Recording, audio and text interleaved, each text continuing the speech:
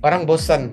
Hmm. Nggak ada orang yang bisa memaintain itu disiplin 80% lemak tadi, maka terjadi yo-yo syndrome. Ya. Naik turun, jadi dia udah turun, naik lagi, naiknya lebih meningkat lagi. Tadinya 80, udah turun jadi 70, naiknya jadi 90 misalnya gitu. Dari Studio Mini Promkes, sehatnya di sini, nyamannya di hati. Oke Kak, sekarang kita beralih, tadi kita ngomongin soal remaja dengan fenomena diet ekstrimnya. Sekarang kalau kita beralih ke ibu hamil Kak, pengalaman waktu saya hamil dulu, saya sempat naik berat badan sampai 33 kg. Karena dulu, bukan mau menyalahkan siapa-siapa, ada mindset pemikiran dari orang tua kita, kalau hamil itu makan untuk 2 orang. Akhirnya jadinya banyak ibu-ibu juga salah kaprah, akhirnya pada saat hamil ya saya makan buat 2 orang gitu. Itu sebenarnya gimana sih Kak? Ya sebenarnya bahwa yang kita beri makan memang ada selain diri kita, namanya janin. Tapi kebutuhannya tidak berarti setara 2 kali lipat. Bahwa kita makan untuk 2 nyawa, betul, 2 tubuh, tapi tidak berarti 2 kali lipat dari yang biasa. Karena bisa jadi kebutuhan janin tadi kan tergantung trimester berapa. Kalau di awal makanya nambah 10% aja dari yang sebelumnya. 10% saja. Kemudian sudah trimester kedua baru mungkin nambah lagi sekitar 10% lagi jadi 20%. Jadi nggak sampai 2 kali lipatnya gitu. Jadi sebenarnya, tapi bisa jadi mungkin dulu kurus Kak Dewi. Oh. Enggak, kalau orang kurus memang peningkatannya besar. Sebenarnya kalau kurus sih enggak sih Kak, Enggak. cuma memang cukup ideal lah. IMT 25 ke bawah. Lalu kemudian peningkatan besar memang mungkin karena aktivitas yang dikurangi, karena mengalami permasalahan kehamilan gitu kan Kak ya, jadinya makannya banyak begitu. Tapi ternyata kalau orang hamil makan untuk 2 orang itu sebenarnya itu bisa dikatakan keliru ya Kak ya. Bayi lahir berapa kilo? 3,3 kilo saja. Oh ideal lah, ideal. Ya. Bisa jadi itu mungkin banyak minum juga barangkali. Oh. Ya, gimana waktu itu mungkin? Waktu tapi itu nyatakan sehat, aman. Amin, amin. Sekarang udah 16 tahun Kak orangnya. Ya. Baik Kak, untuk masih dengan ibu hamil, setelah itu ibu menyusui nih Kak. Ya. Kadang-kadang nih ini juga saya lihat sendiri di teman-teman sekitar yang baru selesai melahirkan lalu kemudian menyusui, pengen cepet-cepet nurunin berat badan. Akhirnya pada saat menyusui mereka bela-belain supaya turun berat badan, mereka melakukan diet ketat lagi.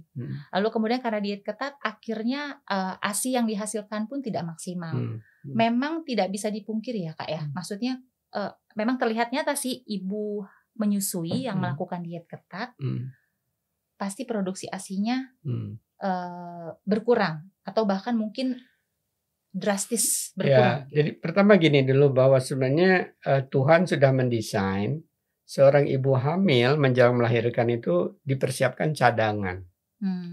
Ya, yang sebenarnya itu nanti kalau rajin memberikan ASI, termasuk ASI saja sampai 6 bulan, itu akan tergunakan cadangan tadi.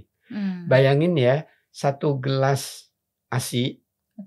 Ya, 1 gelas ASI. Ya, itu kurang lebih mengandung hampir 180 sampai 200 kilokalori. Karena 1 hari seorang bayi kalau udah 2 bulan, 3 bulan itu bisa sampai 2-3 gelas loh. Yang keluar dari payudara si ibu. Berarti itu udah hampir 500-600 kilokalori. Itu dari mana diambil? Dari tubuh ibu.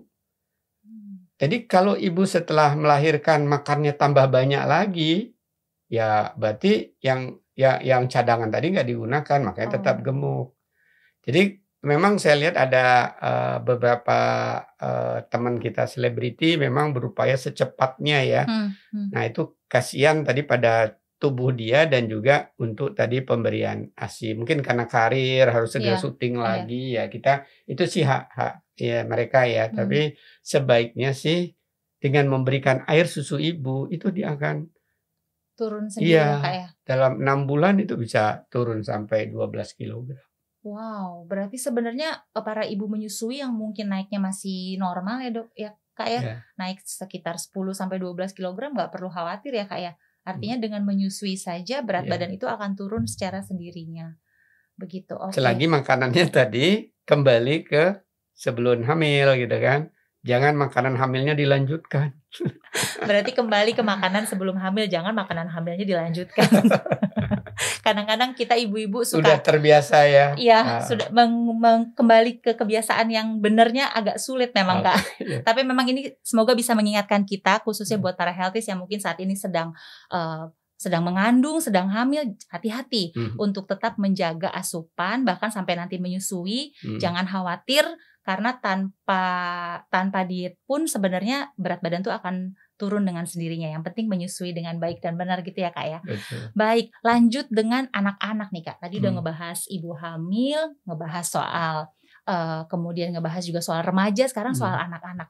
Nah ini juga nih Kak yang menjadi banyak yang terjadi di masyarakat bahwa ibu-ibu berlomba-lomba supaya anaknya gemuk. Karena kalau anaknya gemuk itu kelihatan sehat dan menggemaskan. Kalau anak kurus pasti ada komentar nih, aduh kok kurus banget sih, ini nggak makan ya atau bagaimana? Itu gimana sih Kak sebenarnya? Ya, pertama bahwa persepsi sehat itu adalah gemuk. Jadi antar ibu bisa jadi berbeda ya. Normal dalam arti seseorang ibu bisa jadi buat ibu yang lain itu gemuk, bisa jadi buat ibu yang lain masih belum normal. Nah karena itu Kemenkes dari dulu tuh punya namanya Kartu Menuju Sehat, KMS. Kartu Menuju Sehat. Nah, selalu ada di posyandu atau di puskesmas. Sekarang ada di ini. Di buku KIA ya Kak ya?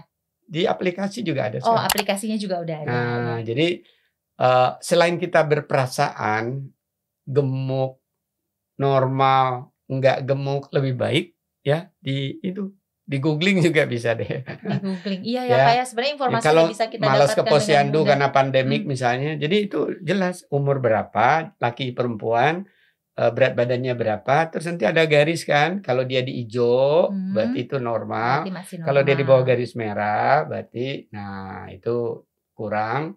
Kalau di atas hijau itu berarti gemuk. Itu Nah, berarti gemuk. saya kira kalau bisa ibu-ibu, kan ibu-ibu sekarang luar biasa ya, Iya. dengan HP-nya itu Iya, canggih-canggih ya, kayak- lebih canggih dari HP saya deh kan. Sama HP saya juga. Itu bisa Bisa mendapatkan Ya, banyak informasi. daripada mengira-ngira gitu ya. Tapi nanti lama-lama ibu terlatih karena punya anak satu, punya anak kedua, dia terlatih. Oh ini memang gemuk, oh ini normal.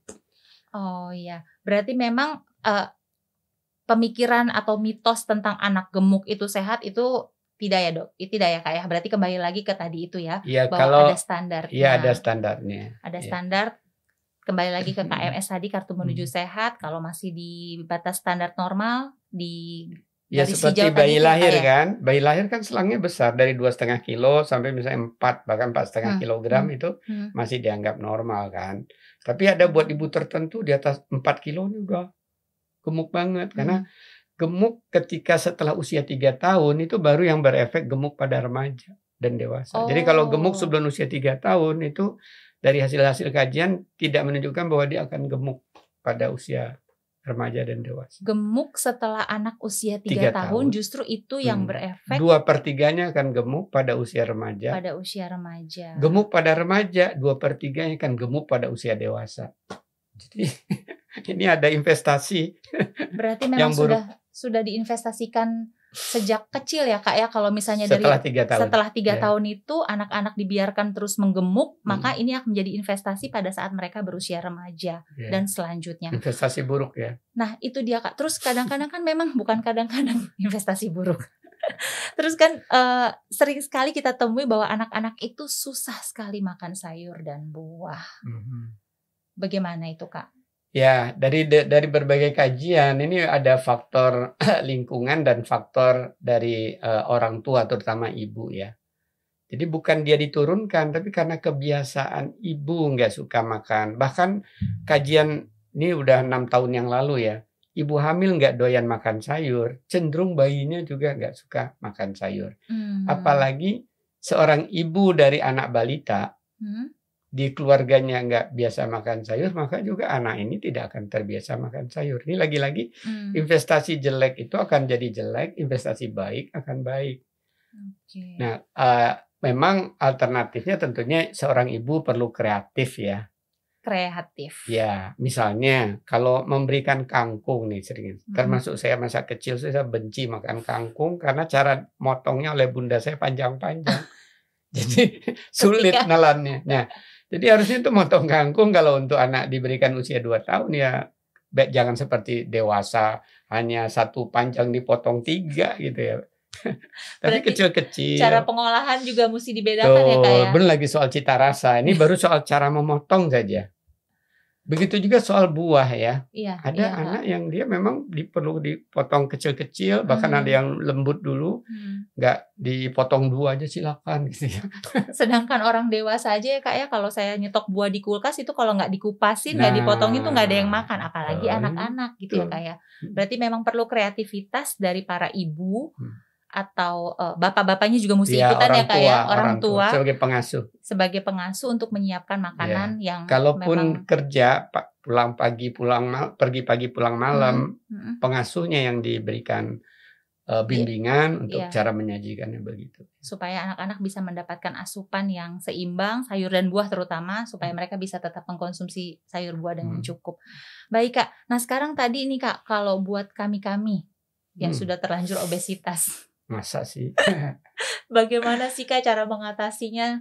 Ya, tipsnya sih tetap tadi yang pertama memahami dulu ini kita obes atau gemuk tadi karena apa. Kan banyak penyebabnya ya. Bisa karena tadi makannya berlebihan, bisa karena aktivitas fisiknya kurang atau kombinasinya. Bisa juga mungkin metabolismenya, sistem hormonnya sudah nggak seimbang seperti muda dulu. Bisa juga faktor karena kurang istirahat, karena stres. Jadi itu perlu dipahami dulu. Kalau enggak misalnya sulit memahami sendiri bisa konsultasi.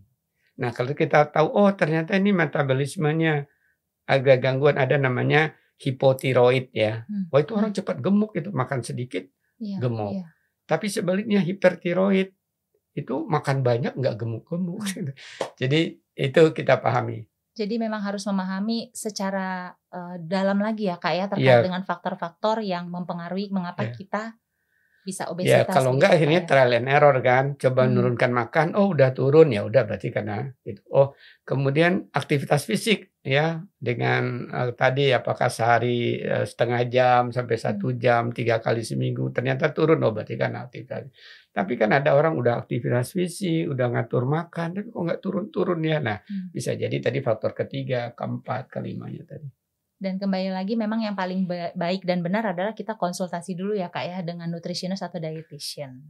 Ya dan juga ada juga sekarang kan yang banyak free ya di berbagai aplikasi juga bisa dimanfaatkan. Nggak semua harus bayar kan. Iya benar sekali Kak. Oke, cukup sekian dulu obrolan kita pada kesempatan kali ini. Terima kasih sekali untuk kehadiran Kak Hardinsyah bersama-sama kami di sini. Dan sebelumnya pesan-pesan yang sudah disampaikan tadi kan aduh itu luar biasa. Saya sendiri merasa banyak wawasan yang bisa saya dapatkan Kak. Terima kasih sekali. Dan sebelum kita berpisah nih Kak, Kakak bisa nggak bisa menyampaikan pesan-pesan buat teman-teman sekalian terkait dengan tema Hari Gizi Nasional pada tahun ini? Ya, baik Kak Dewi, izinkan saya biar lebih komunikatif ya sama teman-teman ini. Pertama pesan saya, karena ini kan Hari Gizi Nasional ini kita tahu temanya cegah stunting dan obesitas. Sekarang kita tadi bicara tentang cegah obesitas. Jadi untuk kita bisa melakukan pencegahan obesitas, tentunya kita perlu memahami faktor-faktor penyebabnya.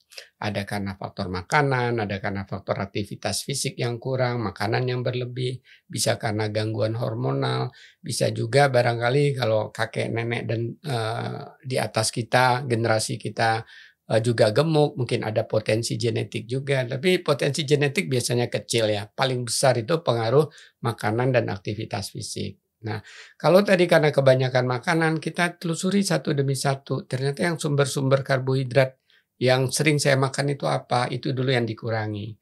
Kemudian jumlah sumber-sumber lemak yang berisiko itu yang mana? Itu dulu kita kurangi. Kalau enggak juga, coba tingkatkan aktivitas fisiknya. Atau jarak makannya diatur ya. Jarak makan antar waktu makan lebih lama misalnya. Aktivitas fisik udah olahraga tapi enggak juga, mungkin jenis olahraganya, cara berolahraganya perlu diatur. Karena biasanya mengkombinasikan olahraga beban dengan olahraga kardio itu akan lebih efektif dibanding hanya kardio saja. Kira-kira gitu pesan dari saya. Terima kasih Kak Dewi. Saya mudah-mudahan terima kasih bermanfaat. Kak. Ya, terima kasih banyak ya Kak ya. Saya yakin obrolan kita pada episode kali ini tidak hanya memberikan manfaat untuk menambah pengetahuan saja, tapi juga menggugah kesadaran kita untuk kedepannya lebih baik lagi dalam menjaga kesehatan, terutama dalam menjaga pola makan gizi seimbang. Terima kasih semuanya. Ingat untuk menjaga kesehatan agar kita selalu terhindar dari berbagai penyakit. Sampai ketemu lagi di episode Studio Mini Promkes selanjutnya. Dari Studio Mini Promkes, sehatnya di sini, nyamannya di hati.